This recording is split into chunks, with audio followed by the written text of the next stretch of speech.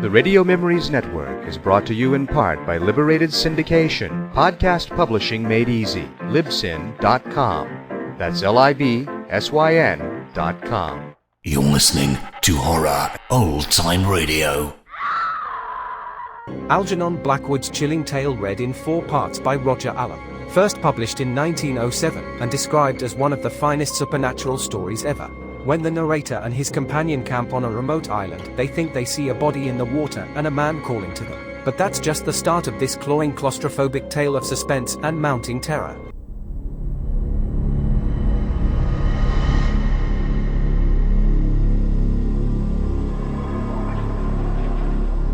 After leaving Vienna, and long before you come to Budapest, the Danube enters a region of singular loneliness and desolation, where its waters spread away on all sides, regardless of a main channel, and the country becomes a swamp for miles upon miles, covered by a vast sea of low willow bushes. On the big maps, this deserted area is painted in a fluffy blue, growing fainter in colour as it leaves the banks, and across it may be seen in large straggling letters the word Sumpfe, meaning marshes. In high flood, this great acreage of sand, shingle beds, and willow-grown islands is almost topped by the water. But in normal seasons, the bushes bend and rustle in the free winds, showing their silver leaves to the sunshine in an ever-moving plain of bewildering beauty. These willows never attain to the dignity of trees. They have no rigid trunks, they remain humble bushes with rounded tops and soft outline, swaying on slender stems that answer to the least pressure of the wind, supple as grasses, and so continually shifting that they somehow give the impression that the entire plain is moving and alive. For the wind sends waves rising and falling over the whole surface, waves of leaves instead of waves of water, green swells like the sea, too, until the branches turn and lift, and then silvery white as their underside turns to the sun. Happy to slip beyond the control of the stern banks, the Danube here wanders about at will among the intricate network of channels intersecting the islands everywhere with broad avenues down which the waters pour with a shouting sound, making whirlpools, eddies, and foaming rapids, tearing at the sandy banks, carrying away masses of shore and willow clumps, and forming new islands, innumerably, which shift daily in size and shape and possess at best an impermanent life, since the flood time obliterates their very existence. Properly speaking, this fascinating part of the river's life begins soon after leaving Pressburg, and we, in our Canadian canoe with gypsy tent and frying pan on board, reached it on the crest of a rising flood about mid-July. That very same morning, when the sky was reddening before sunrise, we had slipped swiftly through still sleeping Vienna, leaving it a couple of hours later a mere patch of smoke against the blue hills of the Wienerwald on the horizon.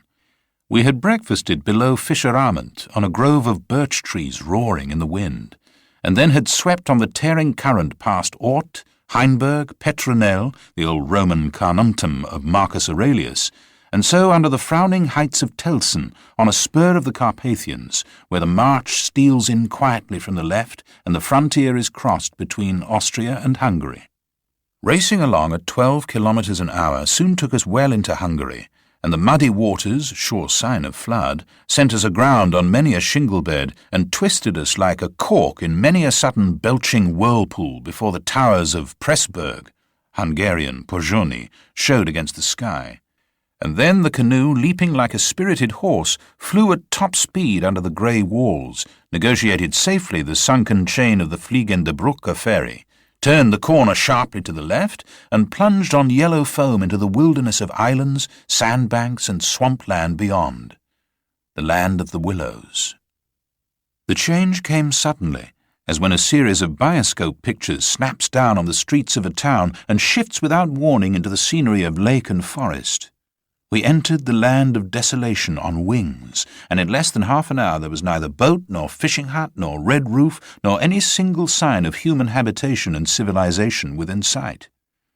The sense of remoteness from the world of humankind, the utter isolation, the fascination of this singular world of willows, winds, and waters instantly laid its spell upon us both, so that we allowed laughingly to one another that we ought by rights to have held some special kind of passport to admit us, and that we had, somewhat audaciously, come without asking leave into a separate little kingdom of wonder and magic, a kingdom that was reserved for the use of others who had a right to it, with everywhere unwritten warnings to trespassers for those who had the imagination to discover them.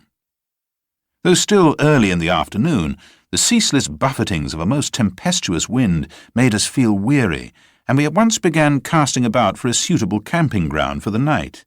But the bewildering character of the islands made landing difficult.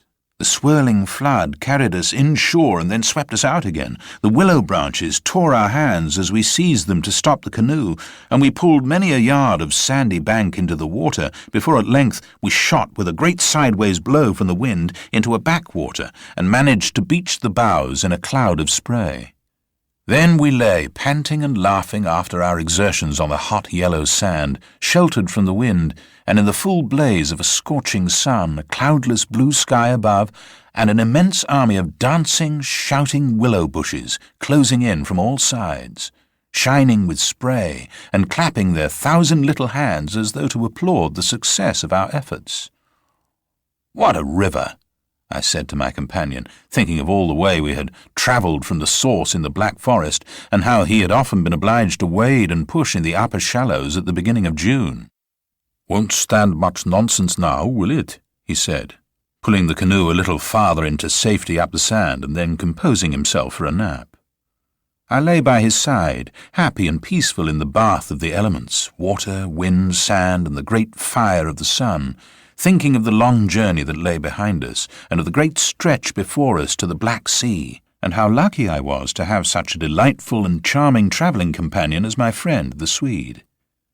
We had made many similar journeys together, but the Danube, more than any other river I knew, impressed us from the very beginning with its aliveness. From its tiny bubbling entry into the world among the pine-wood gardens of Donau-Eschingen, until this moment, when it began to play the great river game of losing itself among the deserted swamps, unobserved, unrestrained, it had seemed to us like following the growth of some living creature. Sleepy at first, but later developing violent desires as it became conscious of its deep soul, it rolled like some huge fluid being through all the countries we had passed, holding our little craft on its mighty shoulders, playing roughly with us sometimes, yet always friendly and well-meaning, till at length we had come inevitably to regard it as a great personage. How indeed could it be otherwise, since it told us so much of its secret life? At night we heard it singing to the moon as we lay in our tent, uttering that odd sibilant note peculiar to itself, and said to be caused by the rapid tearing of the pebbles along its bed, so great is its hurrying speed.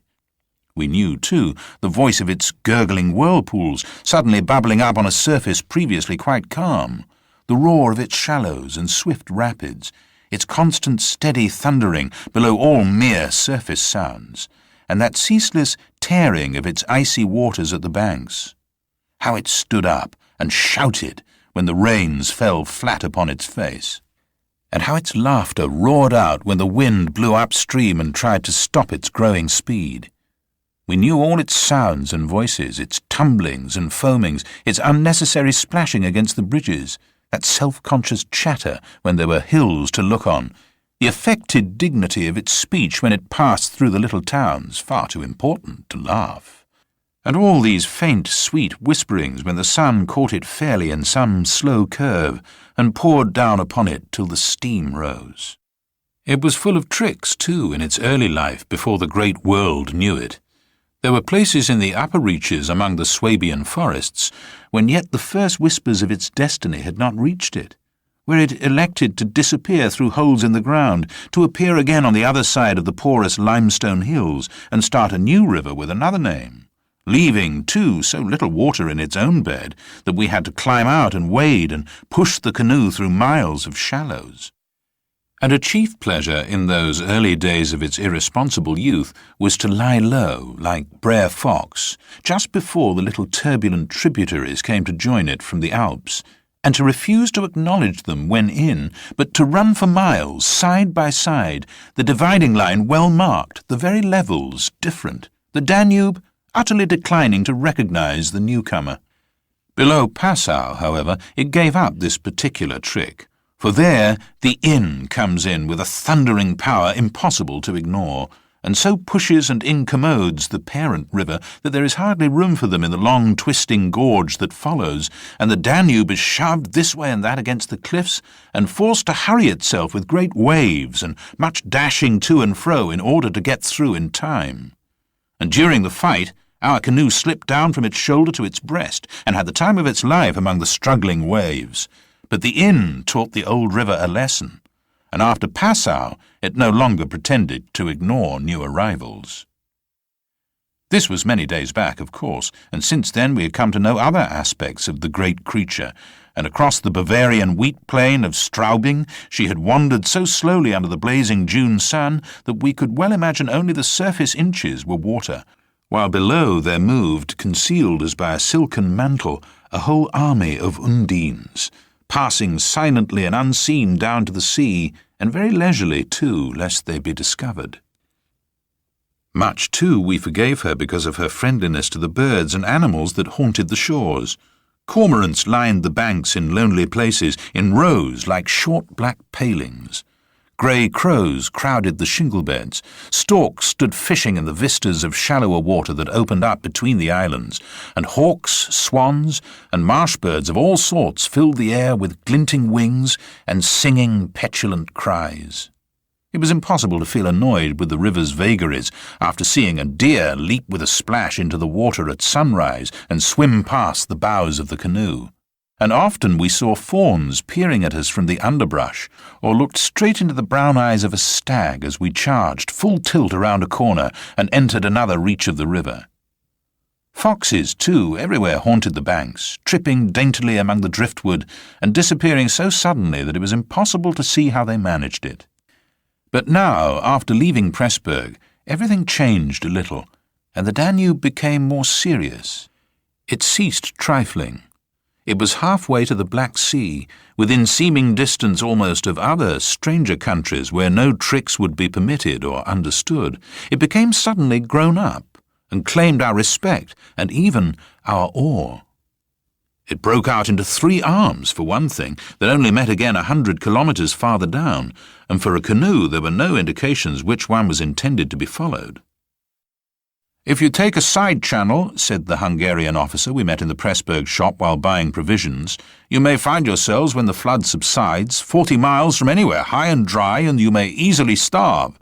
There are no people, no farms, no fishermen. I warn you not to continue. The river, too, is still rising, and this wind will increase." The rising river did not alarm us in the least, but the matter of being left high and dry by a sudden subsidence of the waters might be serious, and we had consequently laid in an extra stock of provisions. For the rest, the officer's prophecy held true, and the wind, blowing down a perfectly clear sky, increased steadily till it reached the dignity of a westerly gale. It was earlier than usual when we camped, for the sun was a good hour or 2 from the horizon, and leaving my friend still asleep on the hot sand, I wandered about in desultory examination of our hotel. The island, I found, was less than an acre in extent, a mere sandy bank standing some 2 or 3 feet above the level of the river. The far end, pointing into the sunset, was covered with flying spray, which the tremendous wind drove off the crests of the broken waves. It was triangular in shape, with the apex upstream. I stood there for several minutes, watching the impetuous crimson flood bearing down with a shouting roar, dashing in waves against the bank as though to sweep it bodily away, and then swirling by in 2 foaming streams on either side. The ground seemed to shake with the shock and rush, while the furious movement of the willow bushes as the wind poured over them increased the curious illusion that the island itself actually moved. Above, for a mile or 2, I could see the great river descending upon me. It was like looking up the slope of a sliding hill, white with foam, and leaping up everywhere to show itself to the sun. The rest of the island was too thickly grown with willows to make walking pleasant, but I made the tour nevertheless. From the lower end, the light, of course, changed, and the river looked dark and angry. Only the backs of the flying waves were visible, streaked with foam, and pushed forcibly by the great puffs of wind that fell upon them from behind. For a short mile it was visible, pouring in and out among the islands, and then disappearing with a huge sweep into the willows, which closed about it like a herd of monstrous antediluvian creatures crowding down to drink. They made me think of gigantic sponge-like growths that sucked the river up into themselves. They caused it to vanish from sight. They herded there together in such overpowering numbers. Altogether, it was an impressive scene, with its utter loneliness, its bizarre suggestion. And as I gazed, long and curiously, a singular emotion began to stir somewhere in the depths of me. Midway in my delight of the wild beauty, there crept, unbidden and unexplained, a curious feeling of disquietude, almost of alarm. A rising river perhaps always suggests something of the ominous. Many of the little islands I saw before me would probably have been swept away by the morning. This resistless, thundering flood of water touched the sense of awe. Yet I was aware that my uneasiness lay deeper far than the emotions of awe and wonder. It was not that I felt. Nor had it directly to do with the power of the driving wind, this shouting hurricane that might almost carry up a few acres of willows into the air and scatter them like so much chaff over the landscape. The wind was simply enjoying itself, for nothing rose out of the flat landscape to stop it, and I was conscious of sharing its great game with a kind of pleasurable excitement. Yet this novel emotion had nothing to do with the wind.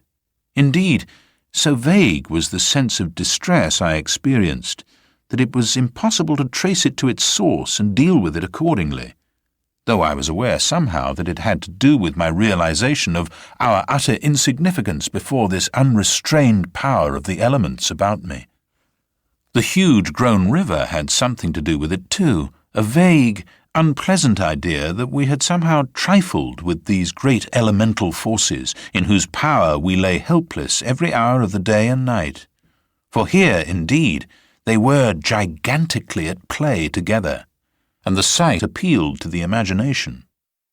But my emotion, so far as I could understand it, seemed to attach itself more particularly to the willow bushes, to these acres and acres of willows, crowding, so thickly growing there, swarming everywhere the eye could reach, pressing upon the river as though to suffocate it, standing in dense array mile after mile beneath the sky, watching, waiting, listening.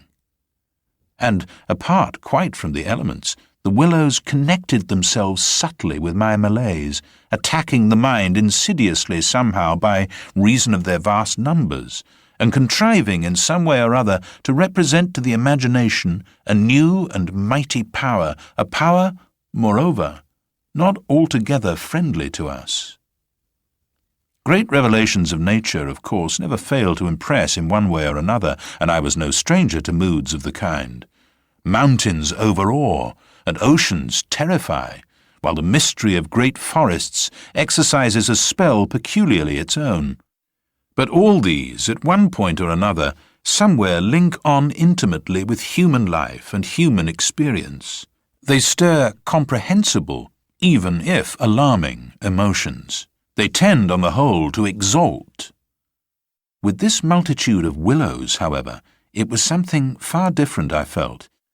Some essence emanated from them that besieged the heart, a sense of awe awakened, true, but of awe touched somewhere by a vague terror. Their serried ranks, growing everywhere darker about me as the shadows deepened, moving furiously yet softly in the wind, woke in me the curious and unwelcome suggestion that we had trespassed here upon the borders of an alien world, a world where we were intruders, a world where we were not wanted or invited to remain, where we ran grave risks, perhaps. The feeling, however, though it refused to yield its meaning entirely to analysis, did not at the time trouble me by passing into menace. Yet it never left me quite, even during the very practical business of putting up the tent in a hurricane of wind and building a fire for the stew pot. It remained, just enough to bother and perplex, and to rob a most delightful camping ground of a good portion of its charm. To my companion, however, I said nothing, for he was a man I considered devoid of imagination. In the first place, I could never have explained to him what I meant, and in the second, he would have laughed stupidly at me if I had. There was a slight depression in the centre of the island, and here we pitched the tent. The surrounding willows broke the wind a bit. "A poor camp," observed the imperturbable Swede when at last the tent stood upright. "No stones and precious little firewood. I'm for moving on early tomorrow, eh? This sand won't hold anything." But the experience of a collapsing tent at midnight had taught us many devices, and we had made the cosy gypsy house as safe as possible, and then set about collecting a store of wood to last till bedtime. Willow bushes dropped no branches, and driftwood was our only source of supply. We hunted the shores pretty thoroughly. Everywhere the banks were crumbling as the rising flood tore at them and carried away great portions with a splash and a gurgle. "The island's much smaller than when we landed," said the accurate Swede. "It won't last long at this rate. We'd better drag the canoe close to the tent and be ready to start at a moment's notice. I shall sleep in my clothes." He was a little distance off, climbing along the bank, and I heard his rather jolly laugh as he spoke. "By Jove!" I heard him call a moment later, and turned to see what had caused this exclamation. But for the moment he was hidden by the willows, and I could not find him. "What in the world's this?" I heard him cry again, and this time his voice had become serious. I ran up quickly and joined him on the bank. He was looking over the river, pointing at something in the water. "Good heavens! It's a man's body!" he cried excitedly. "Look!" A black thing, turning over and over in the foaming waves, swept rapidly past. It kept disappearing and coming up to the surface again. It was about 20 feet from the shore, and just as it was opposite to where we stood, it lurched round and looked straight at us.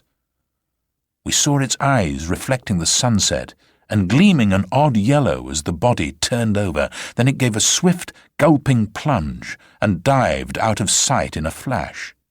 "An otter, by gad!" we exclaimed in the same breath, laughing. It was an otter, alive and out on the hunt. Yet it had looked exactly like the body of a drowned man turning helplessly in the current. Far below it came to the surface once again, and we saw its black skin wet and shining in the sunlight. Then, too, just as we turned back, our arms full of driftwood, another thing happened to recall us to the riverbank. This time it really was a man, and what was more, a man in a boat. Now, a small boat on the Danube was an unusual sight at any time, but here, in this deserted region and at flood time, it was so unexpected as to constitute a real event. We stood and stared. Whether it was due to the slanting sunlight or the refraction from the wonderfully illumined water, I cannot say, but whatever the cause, I found it difficult to focus my sight properly upon the flying apparition. It seemed, however, to be a man standing upright in a sort of flat-bottomed boat, steering with a long oar and being carried down the opposite shore at a tremendous pace. He apparently was looking across in our direction, but the distance was too great and the light too uncertain for us to make out very plainly what he was about. It seemed to me that he was gesticulating and making signs at us.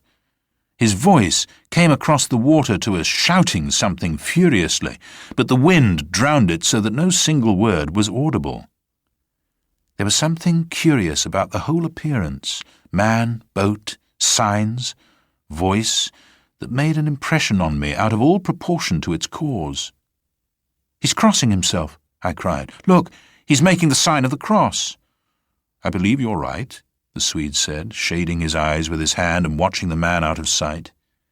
He seemed to be gone in a moment, melting away down there into the sea of willows, where the sun caught them in the bend of the river and turned them into a great crimson wall of beauty. Mist, too, had begun to rise, so that the air was hazy. "Well, what in the world is he doing at nightfall on this flooded river?" I said, half to myself. Where is he going at such a time? And what did he mean by his signs and shouting? Do you think he wished to warn us about something?" "He saw our smoke and thought we were spirits, probably," laughed my companion. "These Hungarians believe in all sorts of rubbish. You remember the shopwoman at Pressburg warning us that no one ever landed here because it belonged to some sort of beings outside man's world? I suppose they believe in fairies and elementals, possibly demons, too. That peasant in the boat saw people on the islands for the first time in his life," he added after a slight pause. "And it scared him, that's all." The Swede's tone of voice was not convincing, and his manner lacked something that was usually there. I noted the change instantly while he talked, though without being able to label it precisely. "If they had enough imagination," I laughed loudly. I remember trying to make as much noise as I could. "They might as well people a place like this with the old gods of antiquity. The Romans must have haunted all this region, more or less, with their shrines and sacred groves and elemental deities." The subject dropped, and we returned to our stew pot, for my friend was not given to imaginative conversation as a rule. Moreover, just then I remember feeling distinctly glad that he was not imaginative. His stolid, practical nature suddenly seemed to me welcome and comforting.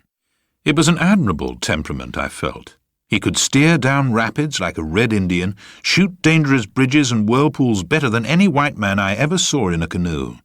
He was a grand fellow for an adventurous trip, a tower of strength when untoward things happened.